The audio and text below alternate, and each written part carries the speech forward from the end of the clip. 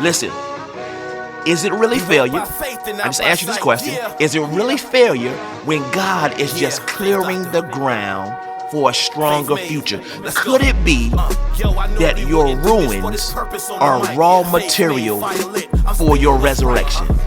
Welcome to the Faith Made Podcast. I am Apostle J.L. Simpson. I am so excited about today's podcast. Listen to me. I need you to like, I need you to share, and I need you to subscribe. Do that for me right now. I am super excited about this episode, and here's why. Let me tell you what we're going to be discussing. Faith for the rebuild. That's right. Faith for the rebuild. I have some relatable rapid rhetorical questions. Let me say that one more time. I have some relatable, rapid rhetorical questions. Have you ever had faith for the fight, but now you need faith for the rebuild?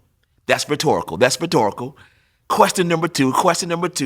How do you rebuild when the foundation feels shaken, but God says the structure will still stand? I got another question. I got another question. Listen to me. Is it really failure when God is just clearing the ground for a stronger future? Can you handle one more question before we get into this? This is going to be so good. This is going to be so good. Like, share, subscribe. Listen, is it really failure? I just asked you this question. Is it really failure when God is just clearing the ground for a stronger future? Could it be that your ruins are raw material for your resurrection? That's my last question. So what does it take to rebuild? What does it really take to rebuild? If God gave you the grace to start, listen to me. Listen, you need to let somebody know that this is on right now, because so many will be able to relate to this. If God gave you the grace to start, won't he also give you the faith to rebuild? So let's talk about faith for the rebuild. Now, where am I getting this title from? What is inspiring this topic? Why is it so relatable? First of all, let me tell you a little bit about myself. In 2016, I went through, watch this now, a very public divorce. Yes, me, the Apostle J.L. Simpson.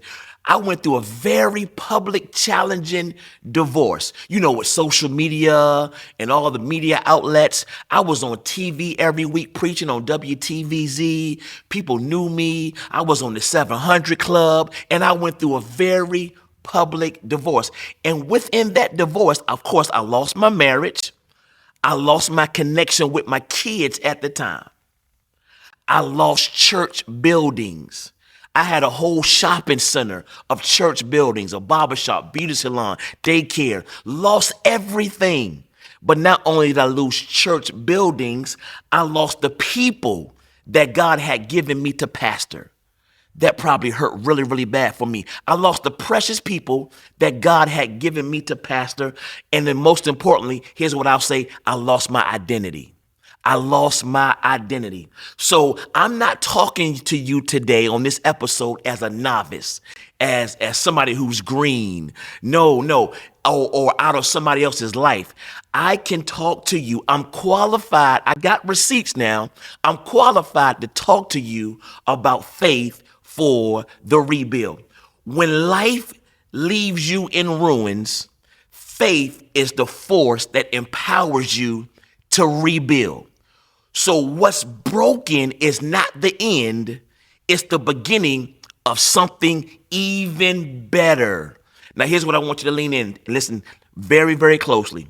In order to have faith for the rebuild, you must see faith as your foundation. I want to say that to you one more time. In order for you to have faith for your rebuild, maybe it's in your finances, maybe it's in your relationship with your spouse, relationship with your kids. Maybe you've had a car repossessed. Maybe you've been fired from a job. Loss has a way to cause pain. But in order to have faith for the rebuild, you must see faith as your foundation. Every rebuild starts with a strong foundation. And here's why. Listen to me very closely. Here's why faith has to be your foundation for your rebuild. Here's why. Take some notes. I want you to write these things down. Here's why. Faith forms, faith frames, and faith fortifies. I know. I'm going to give that to you one more time. I know you like my alliteration. I'm going to give that to you one more time. Faith forms, faith frames, and faith fortifies. Faith has to be your foundation. There's a scripture in Hebrews 11, verse number 10, in the New King James Version of the Bible. It says, "For he waited for the city which has foundations, whose builder and maker is God." You can't rebuild on the rubble of doubt. You must lay new stone with the cement of faith. Now listen to me. Rebuilding requires courage. I want you to get this. If you're going to rebuild your life, again, listen, maybe you lost a loved one. Man, that's painful. If you're going to rebuild, it requires courage. Rebuilding requires boldness, not timidity. You know, God has not given us a spirit of fear. You're going to have to be courageous to rebuild. Being courageous, it does three things. It does three primary things. When you have courage, it confronts, it creates, and it completes. Let me give that to you one more time. I'm making this simple enough where you can pack this up and take it home with you. This is going to help somebody because we all go through situations in life that have been destroyed or things that have been lost. I'm telling you, courage does three things. Rebuilding requires courage. Courage does at least three things. It confronts, courage creates, and courage completes. Joshua 1:9, God tells Joshua, listen, he's talking to Joshua, but through this, God is talking to you right now. Have I not commanded you? Be strong and of a good courage. Be strong and of good courage. That's what God told Joshua. Moses had transitioned. Moses had passed on. It's Joshua's time to rise up. And one of the first things God tells Joshua to do is to be strong and be of good courage. Faith gives you the courage, watch this, to pick up a hammer when others only pick up excuses. I know you need to hear me say that again. Let me slow that down one more time. I said faith gives you the courage to pick up a hammer, rebuilding, pick up a hammer when others only pick up excuses. Because rebuilding requires perseverance in the process. Man, back in 2016, listen, these are the things that God was teaching me. And I've always told God, I'm not perfect. I don't have it all together. But based on my experience, what I went through in 2016, I'm not blaming anybody. I'm taking full responsibility. I'm taking full accountability. And that's one thing you got to do. But I told God, if you show me how to rebuild, if you show me how to build this thing all over again, what you told me I would have, I would be willing to show everybody else who will be willing to listen. Well, rebuilding requires perseverance in the process. Here's why. Because rebuilding isn't instant. It takes endurance.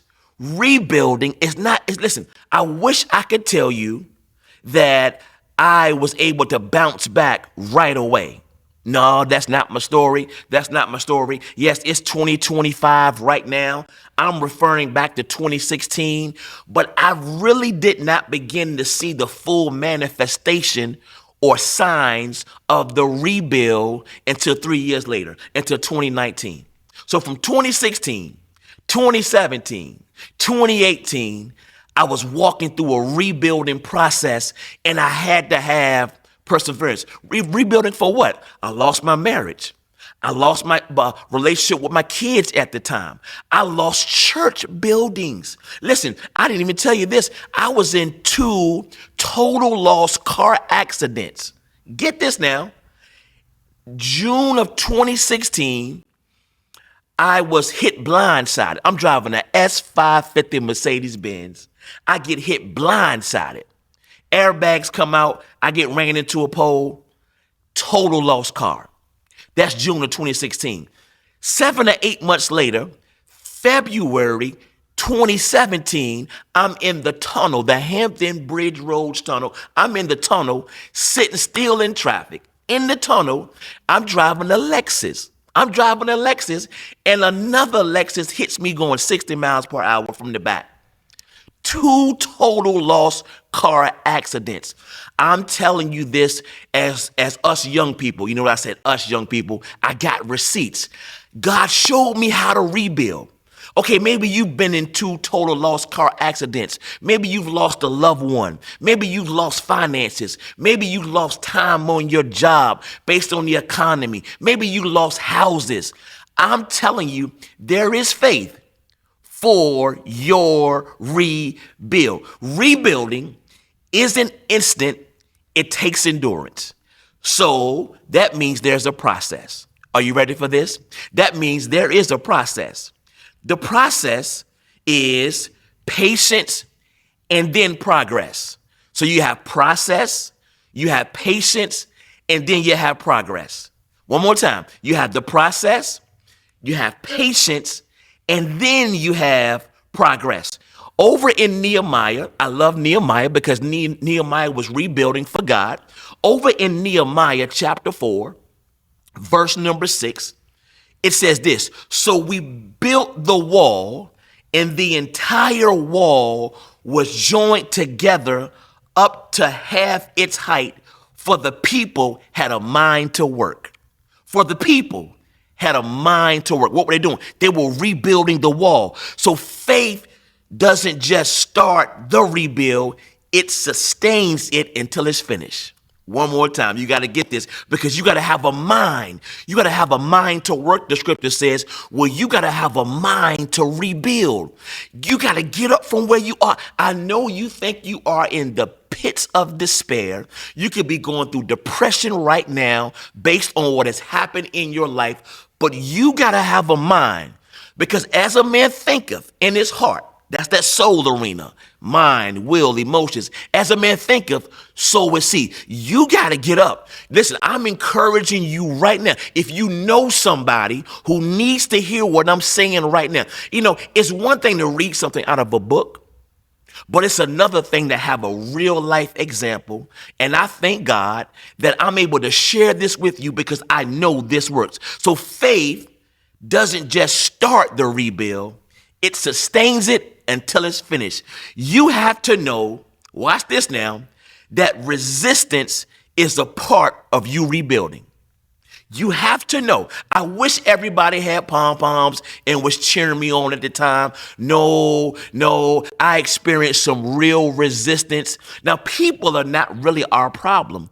The Bible clearly tells us, for we wrestle not against flesh and blood, but there's a real enemy. His name is the devil. He's our adversary. He does not want to see you rebuild. So you have to know that resistance is a part of the rebuilding. Every rebuild attracts opposition. Oh my God. Did you hear what I just said? Every rebuild will attract opposition. So you're going to have, what do you mean? What do you mean, Apostle? What do you mean? Here's what I mean. Here's what I mean by that. You're going to have mockers.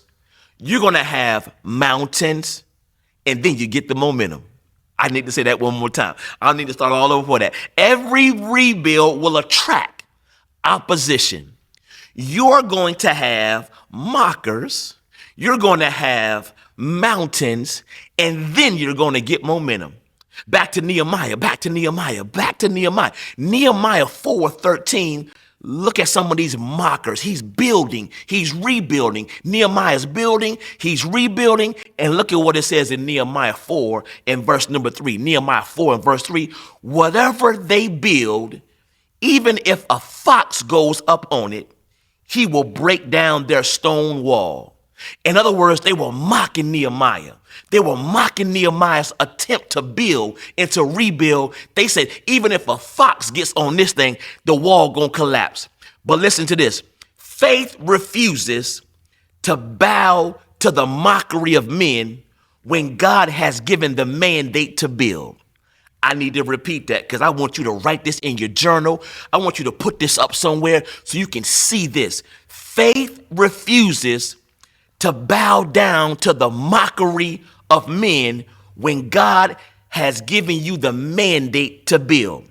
Now, listen to me as I begin to almost wrap this up. I hope I'm encouraging you. It is encouraging me just to hear this all over again to myself. You have to have a vision for victory. If you're going to rebuild, if you're going to have faith to rebuild, listen to me, you have to have a vision for victory. What do you mean, Pastor? You got to see it, say it, and secure it. Let me give that to you one more time. This is so good. It's not so good because I'm saying it. It's so refreshing for me to even hear it because this is what God taught me in 2016. You have to have a vision for victory. You got to see it, say it, and secure it. Now, you are all familiar with Habakkuk chapter 2, verse number 3. For the vision is yet for an appointed time, but at the end it will speak. It will not lie. Though it tarries, wait for it, because it will surely come. It will not tarry. So faith doesn't just see the rubble, talking about building. Faith doesn't just see the rubble, it sees the revival. It sees the revival. And then lastly, your faith, listen to me. I want to encourage you. If I can help at least one person, I want to encourage you. Your faith is not just for survival. It is for the rebuild. Whatever was torn down in your life, dreams, health, ministry, family, finances, whatever was torn down in your life, by faith, it shall rise again, stronger, greater, and unshakable. Listen, I want you to remember these words from 2 Corinthians chapter 5 and verse number 7. For we walk by faith and not by sight. Thank you for watching Faith Made. Faith Made. Let's go. Yo, I normally wouldn't do this, but it's purpose on the mic. Faith Made, fire lit. I'm spitting what's right. Not just muscle or mark, heaven gave the code. Built for the battle, now I'm walking real bold. At the shame of the name, I rep Christ on my chest. Storms tried to stop me, but I came out blessed. No weapon, this ain't hype, it's faith power with the pulse. Fueling your faith, no cap, this ain't false. They in my DMs like rock, you back outside rapping. Forgive me, I couldn't help it, D got this track slapping. So buckle up, this ain't your average show. Faith, Dr. Faith Made, yo, let's go.